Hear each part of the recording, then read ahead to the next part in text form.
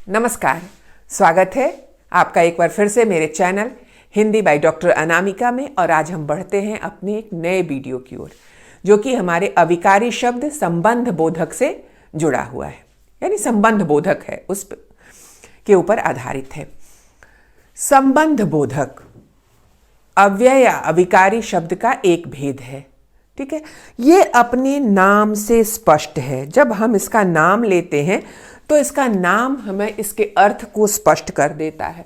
संबंध का बोध कराने वाले, है ना, संबंध बोधक यानी संबंध का बोध कराने वाले शब्द। पर यह संबंध किसका और किससे, तब प्रश्न हमारे पास आ जाता है कि संबंध किसका और किससे। जवाब हमारा होगा संज्ञा सर्वनाम का, वाक्य के संज्ञा सर्वनाम का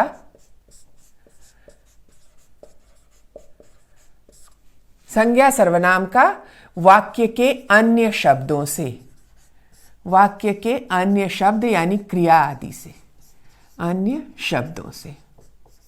ठीक है ना, अन्य शब्दों से। ठीक है, जैसे मैंने कुछ उदाहरण लिखे, पहले हम उदाहरणों पर गौर करेंगे फिर आगे बढ़ते हैं। तो उदाहरण को देखेंगे। पहला उदाहरण है हमारा, राम लक्ष्मण और सीता के साथ वन में गए। ठीक है ना, राम लक्ष्मण और सीता के साथ वन में गए। यहां राम लक्ष्मण और सीता, इनका संबंध किससे बताया जा रहा है? वन में जाने से। कि राम किसके साथ वन में गए? तो लक्ष्मण और सीता के साथ। कहां गए? वन में। तो ये संबंध बता रहा है। उसी तरह से पर्वत के पीछे सूर्य छिप गया। ठीक है ना, यहां पर्वत संज्ञा शब्द है, सूर्य संज्ञा है और ये छिप जाना क्रिया है। संज्ञा, संज्ञा, क्रिया। अब ये के पीछे, ये जो के पीछे है, इन सब का आपस में संबंध बता रहा है। कौन किसके पीछे क्या कर रहा है, छिप गया है ना। तो ये के पीछे जो है वह संबंध का बोध करा रहा है। वही यहां के साथ, कौन किसके साथ कहां गया, कौन किसके साथ कहां गया। तो ये के साथ, के पीछे वाक्य में संज्ञा और सर्वनाम का संबंध वाक्य के अन्य शब्दों से बताते हैं। इन्हें ही संबंध बोधक कहा जाता है। ठीक है ना, संज्ञा और सर्वनाम का वाक्य के अन्य शब्दों से संबंध बताने वाले शब्द क्या कहलाते हैं? संबंध बोधक शब्द कहलाते हैं। ये हमारे पास परिभाषा निकल कर आ गई है ना, कि वाक्य में संज्ञा और सर्वनाम का, वाक्य में संज्ञा और सर्वनाम का वाक्य के अन्य शब्दों से,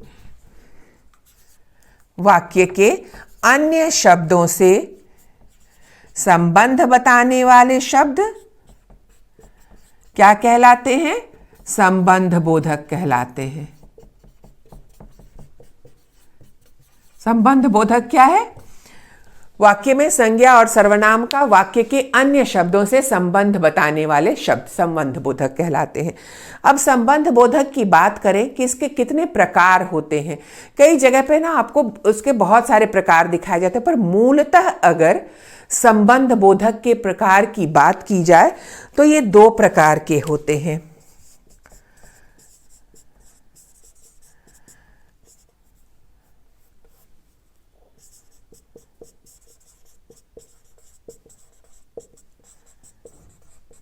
ठीक है ना, संबंध बोधक के दो प्रकार होते हैं। एक तो मूल संबंध बोधक और दूसरे यौगिक संबंध बोधक। मूल संबंध बोधक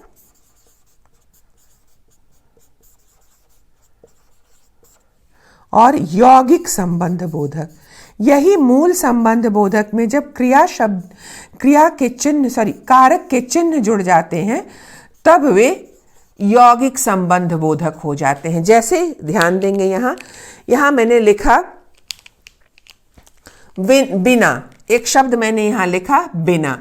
ये मूल संबंध बोधक है, यानी इसमें कोई जुड़ाव नहीं है और इसका प्रयोग हम इसी प्रकार से वाक्य में कर सकते हैं, जैसे गुरु बिना ज्ञान नहीं होता, गुरु बिना ज्ञान संभव नहीं, हमारा ये वाक्य है। गुरु बिना ज्ञान संभव नहीं है। अब ये संबंध बता रहा है, ये बिना क्या कर रहा है, संबंध बता रहा है। किसका, किससे, ज्ञान का गुरु से, कि गुरु के बिना ज्ञान संभव नहीं होता है, नहीं होगा। किसके बिना, गुरु के बिना क्या संभव नहीं होगा, ज्ञान। तो ये संबंध बताने का काम कर रहा है। इसी बिना में अगर हमने के कारक का चिन्ह जोड़ दिया तो हमारा बन गया के बिना। अब ये दोनों रूप में प्रयुक्त होगा। हम यहां दूसरा वाक्य लिख सकते हैं, गुरु के बिना ज्ञान संभव नहीं होता।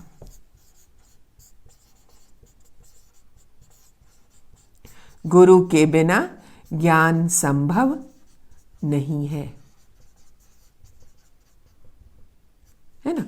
हमारे दोनों वाक्यों में हमने देखा कि ये जो संबंध बोधक है ये मूल रूप में प्रयुक्त हो सकता है और यौगिक रूप में। यही मूल और यौगिक है। मूल जहां हमने कोई मिलावट नहीं की, सीधे बिना शब्द को लिख दिया, तक, पास, ये सब मूल हैं। और जब हमने इनमें कारक के चिन्ह को जोड़ा तब ये यौगिक हो जाते हैं। तो ये मूल और यौगिक संबंध बोधक है। काम इनका संबंध बताना है। किसका, किससे, वाक्य के संज्ञा सर्वनाम का वाक्य के अन्य शब्द यानी क्रिया आदि से उसका संबंध बताना है। तो ये संबंध बोधक का मुख्य काम है। अब हम देखेंगे कि अर्थ के आधार पर कई प्रकार के संबंध बोधक देखे जाते हैं। ठीक है ना। अर्थ के आधार पर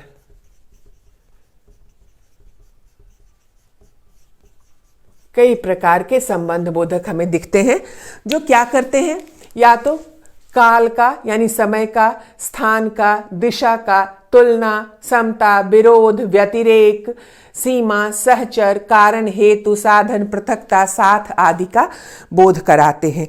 जैसे के आगे, के पहले अगर हमने लिखा, के आगे, के पहले, के बाद, तो ये क्या कर रहे हैं, समय का बोध करा रहे हैं। ठीक है ना।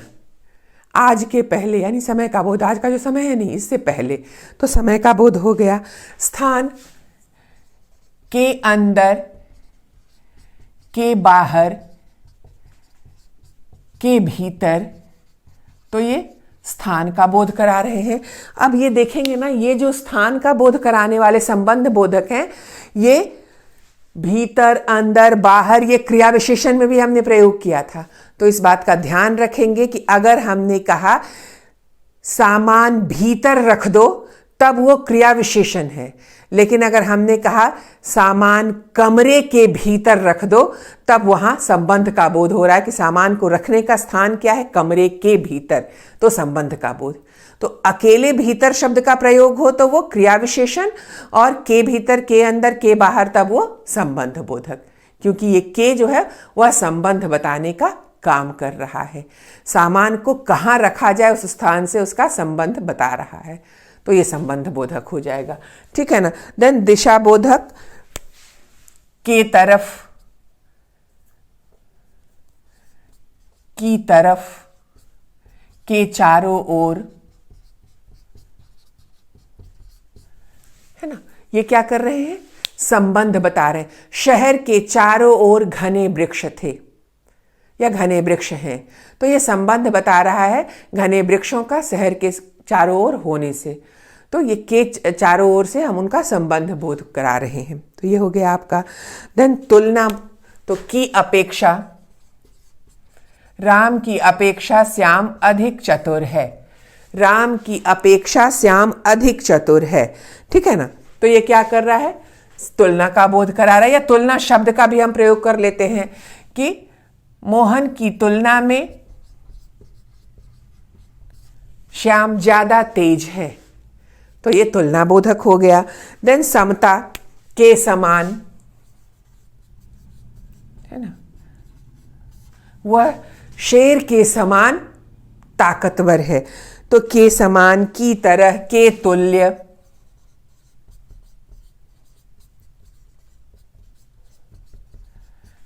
वो मुझे पिता के तुल्य प्यार करते हैं। तो हमने क्या किया, संबंध बताया उनके प्यार का, किससे, पिता के समान होने का। तो पिता की तुल्य प्यार करते हैं। तो इस तरह से ये समता का बोध करा रहे हैं। विरोध के विपरीत, अगर हमने कहा इसके विपरीत दिशा में चले जाओ, तब क्या हो गया, वो विरोध का बोध करा रहा है। फिर विरुद्ध, खिलाफ, तुम उसके विरुद्ध मत जाओ, उसके खिलाफ गवाही मत दो। तो ये क्या करता है, विरोध का बोध कराता है। व्यतिरेक का अर्थ होता है नहीं और बिना। तो के बिना, के बगैर, ये सब क्या हो गए, व्यतिरेक बोधक हो गए। के बिना, जैसे हमने यहां लिखा था, गुरु के बिना ज्ञान संभव नहीं है, ठीक है ना। तो ये व्यतिरेक यानी नहीं का बोध करा रहे हैं, के बिना, के बगैर। सीमा, सीमा यानी एक निश्चितता।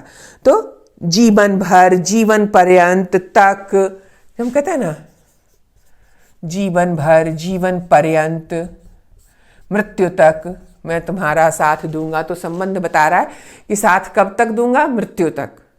तो समय का संबंध बता रहा है, सीमा का। सहचर, सहचर यानी साथी, के संग, के साथ।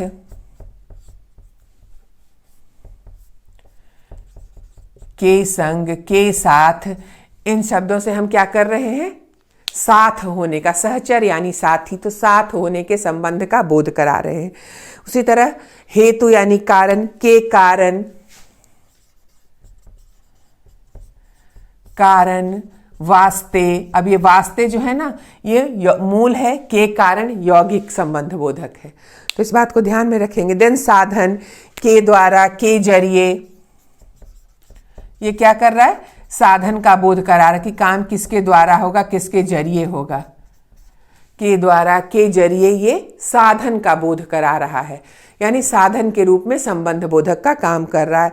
साथ, के संग, के सहित।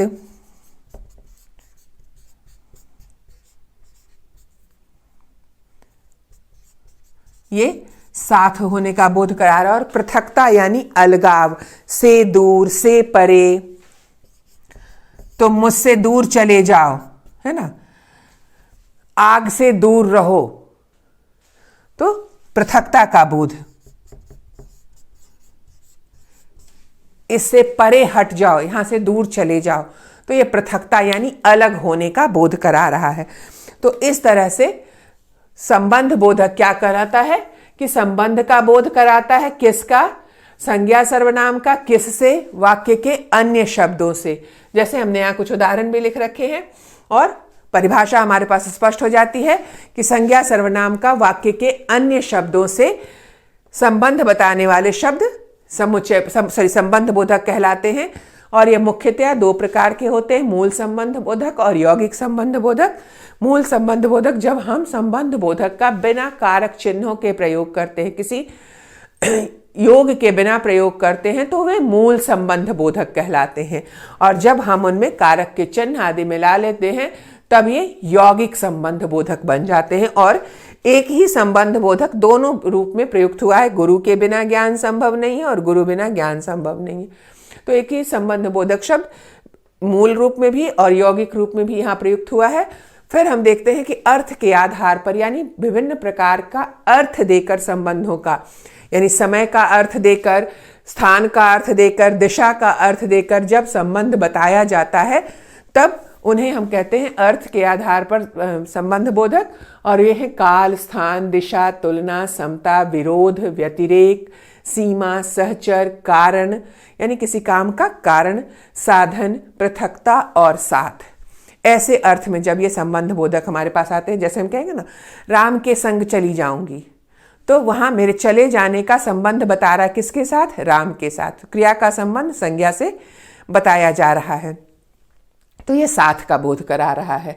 इसी तरह से पृथकता, अलग हो जाने का, आग से दूर हो जाओ, तो संबंध तो बता रहा है आग से दूर होने का, लेकिन अलग होने के अर्थ में, ठीक है ना। फिर साधन, कलम के द्वारा लिखो, तो लिखने की क्रिया का किसके द्वारा करना है, जरिया साधन संबंध बता रहा है तो उसके द्वारा। तो इस तरह से ये अर्थ के आधार पर संबंध बोधक है, जो वाक्य में संज्ञा सर्वनाम का संबंध वाक्य के अन्य शब्दों से बताने का काम करते हैं। और ये अविकारी शब्द हैं, ये अविकारी शब्द है, ठीक है ना। संबंध बोधक अविकारी शब्द है। इसका रूप लिंग वचन और कारक के प्रभाव से परिवर्तित नहीं होता है, ठीक है। बच्चे गाड़ी के आगे चल रहे हैं, बच्चा गाड़ी के आगे चल रहा है, बच्ची गाड़ी के आगे चल रही है। संबंध बताने वाले शब्द के आगे में कोई परिवर्तन नहीं हुआ। ऐसा नहीं था कि बच्चा तो के आगा, बच्ची तो के आगी, और बच्चे तो के आगे। के आगे शब्द उसी रूप में बना रहा, उसके ऊपर कोई प्रभाव नहीं पड़ा, न लिंग का, न वचन का, न कारक का। तो इस तरह से ये एक अविकारी शब्द है, ये सिद्ध होता है। और ये संबंध बोधक है, जो कि संबंध बताने का काम करता है। उम्मीद करती हूँ आपके लिए आसान हो गया होगा। और अगले वीडियो में फिर मिलते हैं एक नए विषय के साथ। तब तक के लिए आपसे विदा लेती हूँ, लेकिन विदा लेने से पहले मेरा आग्रह, मेरे चैनल को सब्सक्राइब जरूर करें, ताकि वीडियो के नोटिफिकेशंस आपके पास पहुँचते रहें। और बहुत जल्दी बहुत महत्वपूर्ण वीडियो लेकर भी मैं आने वाली हूँ आपके लिए। तब तक के लिए धन्यवाद।